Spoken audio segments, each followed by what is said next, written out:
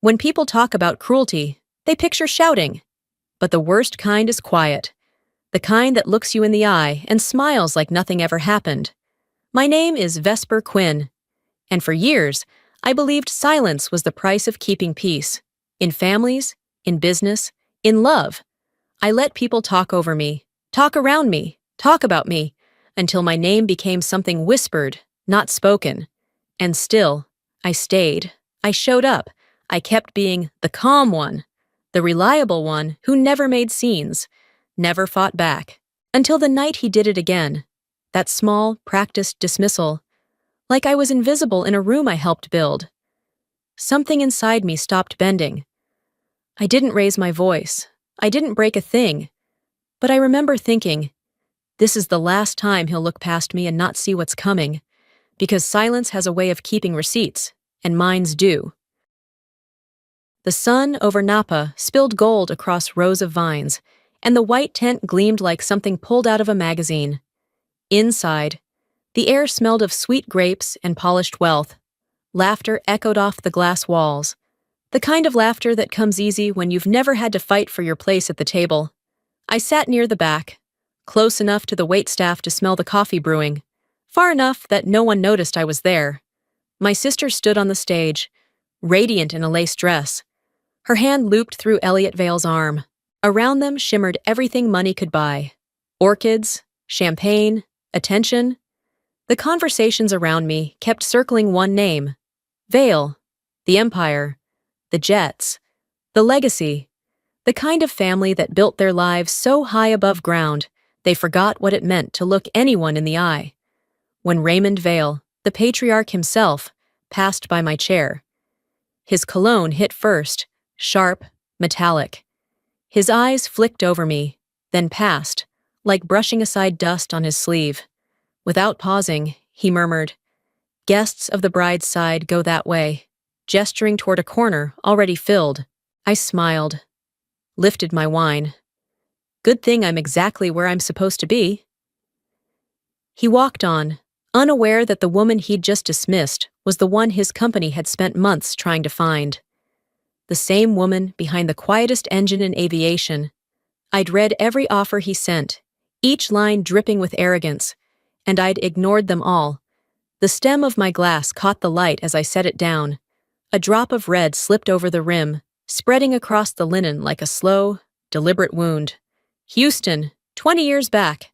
Felt heavy with heat and diesel. The fan above my dorm bed rattled like a loose engine belt the night the phone rang. A police officer's voice cut through the static, short and practiced. My mother hadn't made it. At the hospital, the air hummed with sirens, the chopping of helicopter blades, nurses calling out names that weren't hers. Then the sound folded into itself until it became nothing, just a sterile, perfect quiet. That quiet would follow me everywhere. After the funeral, my father unraveled piece by piece. He was an independent aircraft engineer, stubborn and proud, but the numbers never forgave him. He'd once partnered with Vale Aerospace, then got blamed for a financial collapse he didn't cause. The accusation spread faster than any truth could. His name, our name, was ruined. One night, he sat at the kitchen table with his head in his hands and said, almost gently, "If I disappear, maybe they'll stop chasing us." And he did. A year later, they found him in his old sedan off a frontage road, bottle in the passenger seat, silence in the driver's. The police returned his things to me in a plain envelope. Inside, a single contract, signed by Raymond Vale. The same name now printed across champagne bottles at my sister's wedding.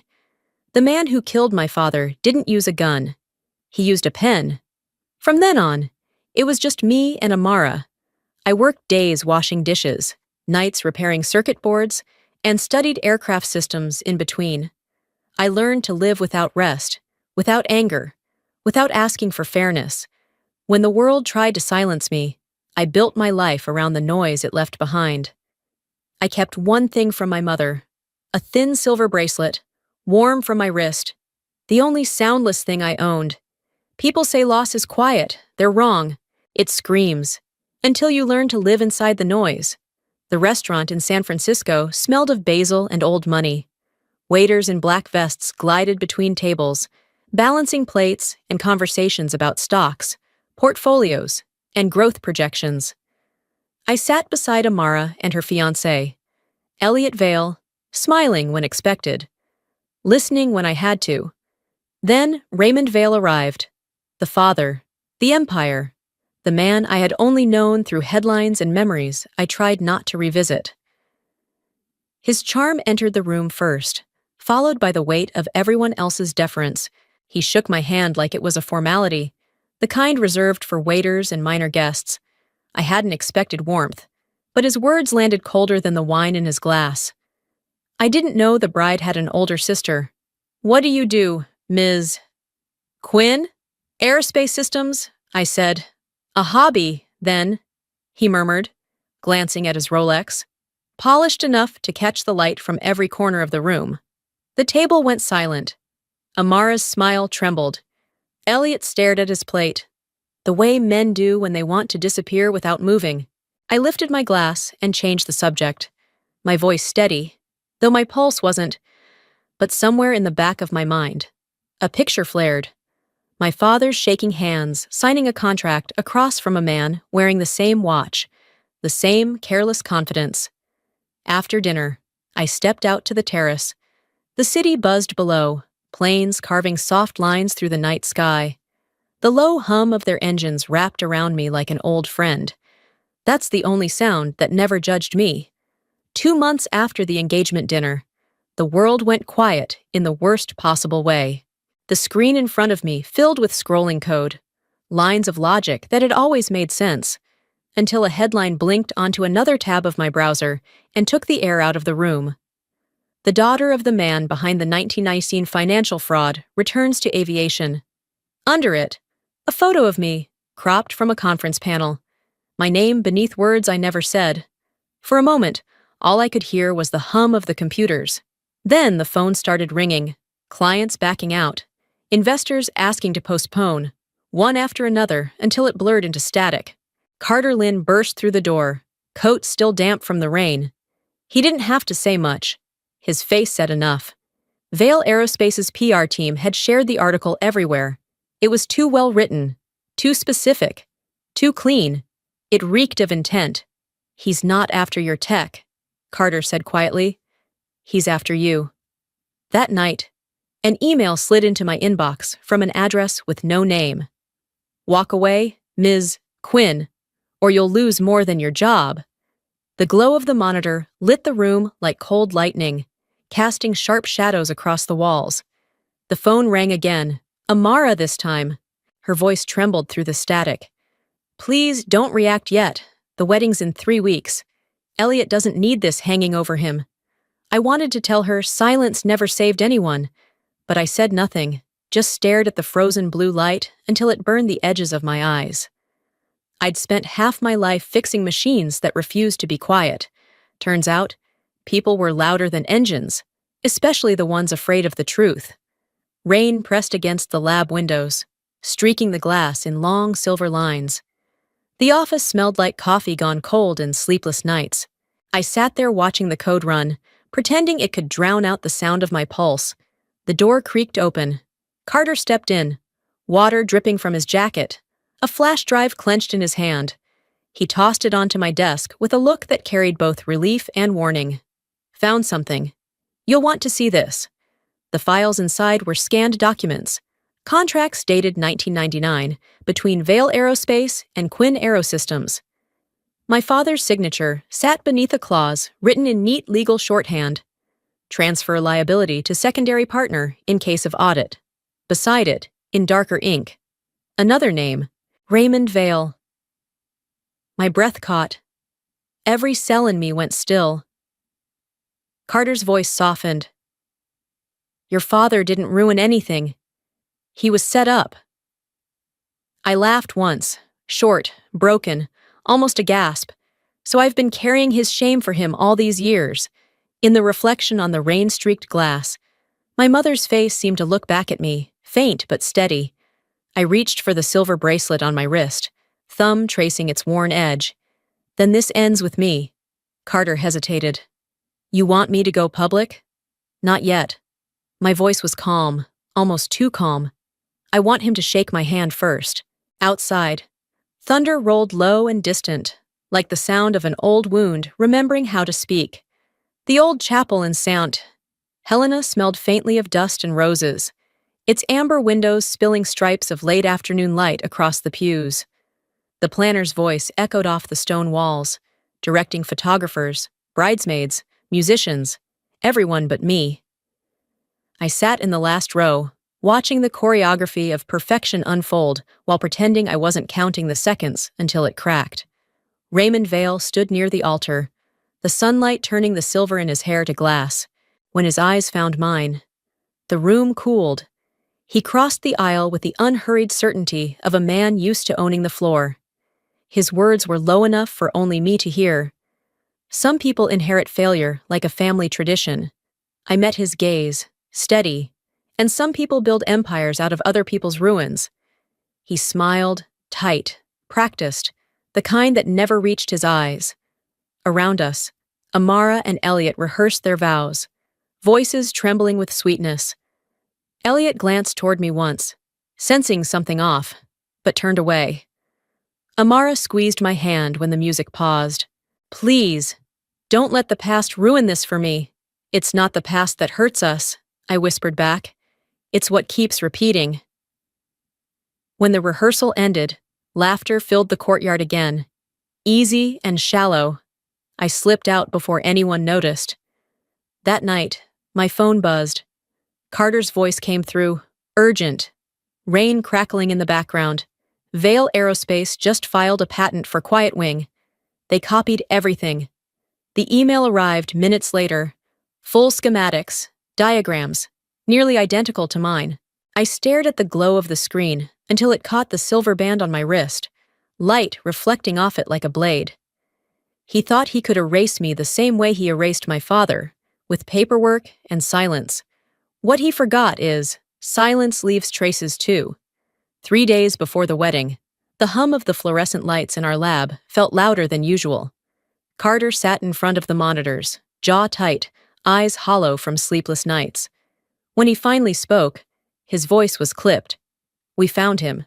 On the screen appeared the photo of a man I'd never met. Harold Klein, an engineer from Vale Aerospace who had once worked briefly with us during a joint trial.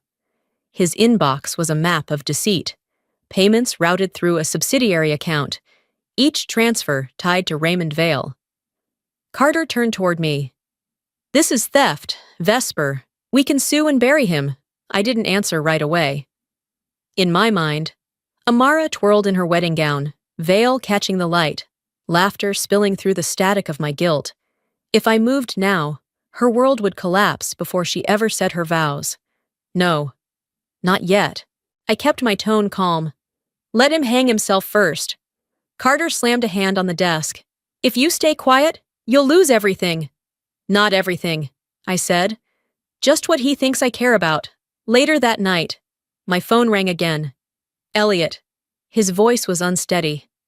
I need to see you. It's about my father. We met in a downtown cafe that smelled of burnt espresso and rain. He slid his phone across the table. An email glowed on the screen. Confirm transfer. Ensure no trail to Vale HQ. He didn't look at me when he asked, Is it true? Did he steal your design? I answered softly, He stole my father's life. Why stop now? Elliot left without finishing his drink. Hours later, I heard what followed, shouting at the Vale estate, words breaking through the storm. You think she's your future? She's your downfall. Raymond's voice carried through the hallway. Then, maybe that's the first honest thing you've ever said. Elliot shot back before the door slammed. The sound echoed like thunder, sharp and final, the crack of bloodlines splitting in two. The vineyard shimmered under a cloudless Napa sky, every glass of wine catching the light like liquid gold. Inside the grand hall, laughter rang too loud, too polished. I sat at the back, a seat for the kind of relative no one bothers to notice. Raymond Vale moved through the room like a man inspecting his empire. When he reached my table, His voice dropped to a practiced murmur. Let's make sure tonight stays peaceful. Shall we? I lifted my glass. I don't start wars, Mr. Vale. I end them. Dinner faded into speeches. Then the MC's voice echoed, clear and unwelcome. And now, a few words from the bride's sister, Ms. Vesper Quinn. The air stilled. Raymond's smile froze. I stood, walked toward the light. My name is Vesper Quinn. I'm Amara's sister. When we lost our parents, I promised her she'd have a future, even if I had to lose mine. Laughter stopped, forks stilled. Our father died with a lie written over his name, a lie someone else profited from. I spent 20 years fixing engines so I could one day silence that lie. Then phones buzzed. Breaking news. Vale Aerospace accused of patent theft from EchoFlight Systems. Raymond's glass slipped, wine blooming red across white linen. It wasn't revenge that drained his face. It was recognition. Finally, he saw what I'd built out of his silence. The music had thinned to a soft hum by the time the last guests drifted out. The candles on the tables melted low, their light trembling across half-empty glasses. I stood by the terrace doors, the smell of grapes and smoke from extinguished candles lingering in the air. Raymond Vale approached, the weight of his reputation suddenly too heavy for his tailored suit. He tried to smile, but it broke halfway. Quite a speech. Ms. Quinn. You could have warned me. I met his eyes, calm as the glass of water in my hand. You could have respected my father. He inhaled sharply, a flicker of anger behind the exhaustion. You think this changes anything? It already has, I said, glancing toward the vineyard, now cloaked in darkness. You just don't see it yet, a few feet away. Amara leaned against Elliot's shoulder. I heard him whisper, It's over. Love. He's finished. My phone buzzed. Carter's message flashed across the screen. Settlement confirmed. Vale Aerospace folds on Quiet Wing claims. Behind me. The sound of a chair scraping broke the quiet. Raymond had loosened his tie, his forehead damp. The man who once signed contracts in gold ink now stood surrounded by silence, his own creation closing in. He turned and walked toward the empty rows of tables, shoulders bent, each step shrinking him a little more. I watched until his shadow disappeared between the vines. He built his legacy on silence. I rebuilt mine from it. One collapses when truth arrives, the other stands taller. Justice doesn't roar. It lands softly, like a plane touching down, steady and precise. A year passed, and the world finally sounded the way I'd always wanted it to. Honest, uncluttered, at peace. The morning over the Nevada desert was so clear it almost looked fragile. The sky stretching endless and blue. From the test hangar, the new Quiet Wing prototype gleamed under the sunlight, waiting. I sat inside the cockpit, the controls humming beneath my fingertips, the engine thrumming so softly it felt more like breathing than motion. There was no roar, no vibration that demanded attention, just a steady pulse, alive but calm. It reminded me of everything I'd fought for, to make something that didn't need to shout to be powerful. Carter walked toward the aircraft, his reflection flickering across the glass. He tapped the comms and smiled. We did it. She's finally quiet. I turned toward the sky, eyes tracing the line where air met light. The sky was never loud, I said softly. We just needed to listen differently. With a low hum, the Quiet Wing rose from the runway, slicing through the early sun. The desert shrank beneath us, turning gold and infinite. For a moment, it was just us. The aircraft, the wind, and the silence that wasn't empty anymore. It was full of meaning, full of everything that had finally settled. As the sun climbed higher, its reflection found the silver bracelet around my wrist, the one thing that had survived every version of my life. My mother's warmth lingered in it still. Respect built on fear dies fast. Respect built on truth stays quiet and lasts. We banked south, crossing the line of vineyards in Napa Valley, their colors soft in the distance, the same earth where everything had once begun and ended. The last sound wasn't applause, or victory, or revenge. It was wind, pure, steady wind, and in it, I heard peace.